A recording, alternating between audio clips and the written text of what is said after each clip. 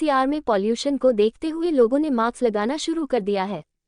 एवं दिल्ली से सटे गाजियाबाद इंदिरापुरम में इस बार पॉल्यूशन चरम सीमा पर है। पर खास तौर पर इंदिरापुरम में देखा जाए तो प्रशासन की बड़ी लापरवाही देखने को मिल रही है। यह कहना यहाँ की स्थानीय निवासियों का और इंदिरापुरम के कई जगहों पर पार्क किनारे अतिक्रमण होने के कारण पंचर की दुकान एक अलग मैसेज दे रही है। यह सबसे ज्यादा पॉल्यूशन फैला रहे हैं। इधर केंद्र सरकार, राज्य सरकार एवं जिला प्रशासन अधिकारी द्वारा पॉल्यूशन को खत्म करने का अभियान चलाया जा रहा है और इंदिरापुरम में कई जगह पॉल्यूशन पार्क किनारे रखे पंचर की दुकानों में जनरेटर से पॉल्यूशन हो रहा है। इस और किसी का भी ध्यान नहीं है। खास बात यह है कि प्रशासन भी अनदेखी कर रहा है। इंदिरापुरम में अतिक्रमण को देखते हुए सड़क किनारे कई दुकानें लगी हुई है, पर जीडीए प्रशासन द्वारा इस और किसी का भी ध्यान नहीं है। और खास बात तो यह है कि इंदिरापुरम की सड़कों पर जगह जगह कचरा की ढेर भी लगे हुए हैं, जिससे डेंगू जैसी महामारी बीमारी भी फैल रही है और किसी भी टाइम कर्मचारियों द्वारा झाड़ू लगाया जा रहा है, जिससे आने जाने लोगों को पॉल्यूशन का सामना करना पड़ रहा है। अब बात करें इंदिरापुरम में बने शुक्र बाजार पर जीडीए जोन 6 के सामने भी अतिक्रमण हो रखा है, पर कई बार अधिकारियों से बात करने पर कहा जाता है काम और कार्रवाई की जा रही है। हम अपने चैनल के माध्यम से आप सभी लोगों को सूचित करते हैं कि घर से बाहर निकले समय मास्क जरूर लगाएं और प्रशासन का पॉल्यूशन रोकने में सहयोग करें एवं पर्यावरण को सुरक्षित रखें।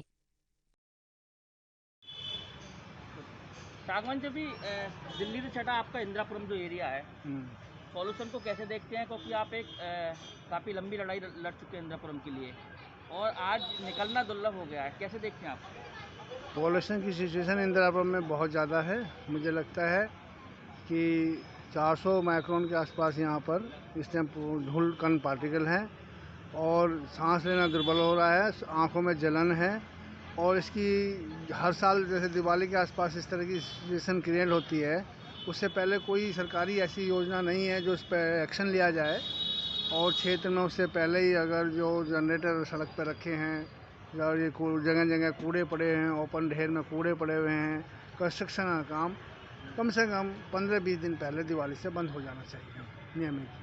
तो आप इसमें किसकी लापरवाही मानते हैं, किसको देखते हैं? प्रशासन का पूरा, नगर निगम और जीडीए का पूरा, इंदिरापुरम में जीडीए देखता है, सारा जिम्मेवारी उनकी है। और आज उन लोगों ने ना कोई छिड़काव कर रहे हैं पेड़ों पे, ना कुछ कर रहे हैं, ना पानी का इस तरह का सिस्टम डेवलप कर रहे हैं कि ये पेड़ पे से डस्ट झलें और ज़मीन में गिरे और कुछ एटमॉस्फेयर में राहत मिले। तौर पर देखा जा रहा है कि पॉल्यूशन के मामले में उधर सरकार पॉल्यूशन बचाने की बात कर रही है, इधर इंदिरापुरम में कई जगह जो पार्क के एरिया, पंचर की दुकान जो लगी हुई है, वहाँ जनरेटर चल रहे हैं, कैसे देखते हैं आप? वो मैं आपको पहले ही बता चुका हूँ, पंचर एरिया में जनरेटर की दुकान लगी हुई है, पार्क एरिया में दुकान लगी हुई है। बहुत सारे नर्सिंग होम है जिन्होंने सड़क के ऊपर पर धर रखा है, कब्जा कर रखा है सड़क पे, वहाँ पे और जो उन्होंने अपने वहाँ पे वो क्या नाम है जनरेटर भी रख रखे हैं। व्यवस्था को देखना चाहिए इन्होंने। सर, पर्यावरण को और जो भी है स्थिति और पॉल्यूशन को कैसे देखते हैं?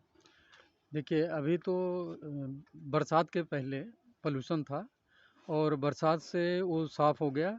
इसमें नेचुरल क्लीननेस थी, उसमें कोई किसी का सहयोग नहीं था। लेकिन अब बरसात के बाद जब डस्ट पार्टिकल धुआं एयर में जा रहा है और टेम्परेचर डाउन हो रहा है और नीचे आ रहा है, जिससे धुंध और कोहरा जैसा लग रहा है। ये पोल्यूशन कंट्रोल करना बहुत ज़रूरी है, इससे सांसें फूल रही हैं, लोग बीमार हो रहे हैं। और ये प्रदूषण हो रहा कहाँ से कि जो गाड़ियाँ अब भी डीजल गाड़ियाँ यहाँ एनसीआर के अंदर आ जाती हैं और वो अपना मटेरियल उतारती हैं। सड़कों में अब भी धूल भरी हुई है, मिट्टी पड़ी हुई है, जो गाड़ियों के टायर से फैलता है और ऊपर तक उड़ता रहता है। ये तो डस्ट पार्टिकल उड़ रहा है। कंस्ट्रक्शन में, बड़े कंस्ट्रक्शन में तो बहुत डस्ट होता है, छोटे में तो उतना नहीं होता, वो पानी छिड़काव कर लेते हैं, हो जाता है। लेकिन सबसे ज़्यादा पोल्यूशन यहाँ हम इंदिरापुरम की तरफ देखें तो यहाँ जगह जगह जो हैं पंचर की दुकानें जो जनरेटर से चल रही हैं, वो हर चौराहे कोने पे लगी हुई हैं और जनरेटर उनके डीजल से चल रहे हैं, जो प्रशासन को नहीं दिख रहा है। और ट्रैफिक भी जाम कर रहे हैं, जिसकी वजह से गाड़ियाँ 10-10 मिनट खड़ी हो रही हैं, उनसे भी पोल्यूशन हो रहा है। तो इन सब को जब देखेंगे तो पोल्यूशन करने वाले जो सोर्सेस हैं उन पे अंकुश लगाना बहुत ज़रूरी है, वो तरीके से नहीं लग पा रहा है। यह प्रशासन की अनदेखी है या उनके पास स्टाफ नहीं है, ये महत्वपूर्ण है। इसके बाद ग्रीन बेल्ट जो हैं उनमें भी पानी की तराई करने की व्यवस्था नहीं है, जिससे पार्कों में धूलें उड़ रही हैं और लोग खेलते हैं, बच्चे खेलते हैं तो डस्ट पार्टिकल काफ़ी हाइट तक चला जाता है। ये पूरे इंदिरापुरम में फैला हुआ है।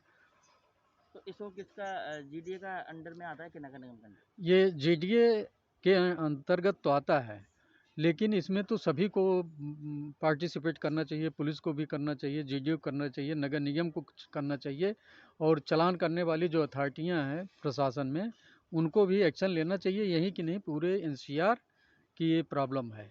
और जब तक पूरा एनसीआर, क्योंकि हवा का कोई कंट्रोल नहीं है और पोल्यूशन तो एक जगह से होकर दूसरी जगह चला जाएगा, तो ये कोई हल नहीं है कि हम यहाँ जेडीए का एरिया है, किसका एरिया है। टोटल ओवरऑल जिम्मेदारी के साथ काम होगा, तभी हल होगा। सक्सेना जी, इंदिरापुरम जो एरिया है एक स्मार्ट सिटी के तौर पे जाना जाता है, आज पॉल्यूशन से घिरा हुआ है, इसको कैसे देखते हैं आप? क्योंकि आप बड़ी लंबी लड़ाई इसकी लड़ चुके हैं। देखिए, हम लोग confederation of trans Indian RW से जुड़े हुए हैं और हम क्षेत्र की समस्याओं के लिए निरंतर संघर्ष करते रहे हैं और इसी क्रम में पिछले 4-5 साल हमने एनजीटी में केस लड़के, जो इसी वक्त की बात है कि 4-5 साल पूर्व दिवाली के वक्त भी वहाँ पे कूड़ा घर, अवे डंपिंग ग्राउंड जो था उसमें कूड़ा जला दिया था, जिससे पॉल्यूशन हो रहा था, लोग परेशान थे। हम लोग तो संघर्ष कर रहे हैं, लेकिन इसमें जहाँ तक स्थानीय प्रशासन की बात है तो उसको भी थोड़ा सा अलर्ट होना पड़ेगा, क्योंकि हम ये देख रहे हैं इंदिरापुरम में जगह जगह पे जो पंचर की दुकान है, हवा पड़ने वाले हैं, ये लोग जनरेटर से कर रहे हैं, उन पे कोई पाबंदी नहीं लगाई गई। कहीं भी आप किसी रोड पे चले जाओ, पंचर वाला बैठा है, जनरेटर लगा हुआ है और जो हवा भर रहा है, सब कुछ कर रहा है।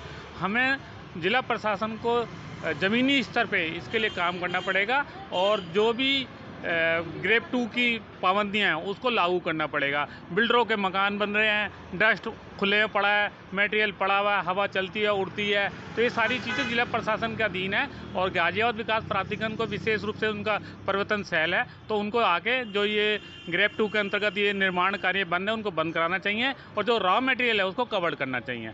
इसमें आम जन के साथ साथ सबसे ज़्यादा नैतिक जिम्मेदारी जिला प्रशासन की है। सर, अभी जो पॉल्यूशन हो रहा है उसको आप कैसे देखते हैं? देखिए, सबसे बड़ी त्रासदी है एनसीआर की, है ह्यूमैनिटी की त्रासदी है हम लोगों के लिए जो इस क्षेत्र में रह रहे हैं और कुछ कर नहीं सकते, करना चाहते हैं कुछ कर नहीं सकते, ना सामाजिक लेवल पर ना आर्थिक लेवल पर। सबसे बड़ी मजबूरी है और इससे बुरा, इससे धोखाधड़ी, इससे ज़्यादा स्ट्रेस वाली कोई चीज़ नहीं हो सकती। हेल्थ प्रोफेशनल की दृष्टि से मैं कहता हूँ कि सबसे बड़ी प्रायोरिटी देश की सुरक्षा को, जितना हम सोचते हैं सीमा की सुरक्षा को, उतना ही ध्यान इस पर दिया जाना चाहिए। इतना सीरियस ये गंभीर समस्या है। सर, हर बार की जगह तो चलो ठीक है, पर इस बार पॉल्यूशन इतना है कि आंखों में जलन और चेहरे पे भी जलन निश्चित और रूप से। घुटन हो रही है। कैसे लोगों को बचाव के लिए आप हाँ, इस बार तो सबसे बड़ी ख़राब बात यह है कि इस बार और थोड़ा जल्दी भी शुरू हो गया है। ये ख़राब बात है। अभी पूरा नवंबर बाकी है, पूरा दिसंबर बाकी है, दीपावली बाकी है, तो इस बार ज़्यादा समस्या मेरे को लग रही है पहले के मुकाबले। तो सुरक्षा में अब काम से तो बच नहीं सकते, सभी को जाना है, अर्निंग रोटी सभी को कमानी होती ही है। इंडोर भी काम करते हैं लोग, आउटडोर भी काम करते हैं। इसका देखिए सबसे ज़्यादा जो चिंताजनक जो रहता है असर, वो बच्चों में, एक्सट्रीम ऑफ एजेज में रहता है। छोटे बच्चों में और बूढ़े लोगों में बहुत ज़्यादा असर रहता है। उनको तो इंडोर ही रहना चाहिए। स्कूलों की मुझे लगता है कि जो दिसंबर में समर वैकेशन हम करते हैं उनको कट करके इधर छुट्टियां बढ़ा देनी चाहिए और बूढ़े लोगों का विशेष ख्याल रखना चाहिए। आउटडोर एक्टिविटीज़ कम से कम करें। स्पोर्ट्स एक्टिविटीज़ खुले मैदान में या तो ऐसी जगह शहर के बाहर की तरफ हों वो वहाँ करें। और जिनको भी कार्डियक या सांस की दिक्कतें हैं वो सड़कों पर जॉगिंग वगैरह करने ना निकलें। और जिनको जो इम्यूनो कम्प्रोमाइज्ड हैं, जो कैंसर के मरीज़ हैं, जो किसी वजह से स्टेरॉइड लेते हैं, रूमेटॉइड आर्थराइटिस के पेशेंट्स हैं, उनको थोड़ा भी इन्फेक्शन होगा तो उनके लिए दिक्कत ज़्यादा हो जाएगी। उनको विशेष सावधानी रखनी चाहिए। मास्क लगाइएगा। अच्छी बात यह है कि कोविड ने हमें मास्क लगाने में ट्रेन कर दिया है। सभी लोग मास्क की इंपॉर्टेंस समझते हैं। मास्क लगा के बाहर निकलना भी है तो। और दूसरा ये है कि सरकार को बड़ी गाड़ियाँ, डीजल की गाड़ियाँ, जो पॉल्यूशन फैलाने वाली गाड़ियाँ हैं, उन पर थोड़ा स्ट्रिक्ट होना चाहिए और अपने आप भी पब्लिक को जागरूक होना चाहिए। जहाँ पैदल जा सकते हैं वहाँ पर कम से कम गाड़ियाँ कम से कम निकालें, जो मेन कारण मुझे लगता है एनसीआर में पॉल्यूशन का है। सर, इंदिरापुरम में एक खास चीज़ देखने को मिली, आखिरी सवाल मेरा आपसे, कि जो पंचर की दुकान है उनके जो पॉल्यूशन कर रहे हैं जनरेटर द्वारा, वो सुबह शाम चालू करके पॉल्यूशन करते हैं, उनको भी प्रशासन पर ध्यान देना चाहिए थोड़ा सा प्रशासन को। देखिए, पिछले 5-7 साल से बिजली की पोजीशन यूपी में 2017 से बहुत बढ़िया हुई है। अब उनके पास कनेक्शन नहीं होगा तो जनरेटर चला रहे होंगे, गलत बात है। नॉर्मली हमारा, मैं अपना बताता हूँ, अस्पताल के जनरेटर का खर्चा हमारा 1/10 रह गया है, जो 2017 में हुआ करता था, 2023 में अब है। तो बिजली आने के बावजूद या तो कनेक्शन उनके पास नहीं है, खुली जगह में बैठे हुए हैं वो, और जनरेटर चला भी रहे हैं तो कुछ उनको साइलेंट जनसेट का कुछ सरकार को प्रोविज़न, उनको आदेश देना चाहिए, साइलेंट वाले जो होते हैं, या जो दूसरे अल्टरनेट जो फ्यूल से चलते हैं, डीजल वाले कम से कम ना हो, तो निश्चित रूप से होना चाहिए। सभी को करना चाहिए, पंक्चर वालों को अकेले दोष नहीं दूंगा मैं, बिल्डिंग वालों को, मटेरियल वालों को भी करना चाहिए, कंस्ट्रक्शन वालों को भी करना चाहिए, हम लोगों को, कार ओनर्स को भी करना चाहिए। हाँ, हम लोग दूसरों को दोष देते हैं एसी में बैठ करके। बड़ी बड़ी गाड़ियाँ 2-2 हज़ार 3-3 हज़ार सीसी डीजल की गाड़ियाँ हम लेके छोटे छोटे काम के लिए बाहर निकलते हैं, सब्जी भी लेने जाएंगे, गाड़ी से जाएंगे, स्टेटस सिंबल भी है, थोड़ा सुरक्षा की दृष्टि से बच्चे को स्कूल छोड़ने जाता है हर माँ बाप, एक गाड़ी से छोड़ने जा रहे हैं, वो सब हमें टेंडेंसी अपनी थोड़ी सी समाज के लिए हमें देखना चाहिए। हमारा अपना नुकसान है, सब डूबेंगे, नाव डूबेगी, सभी डूबेंगे।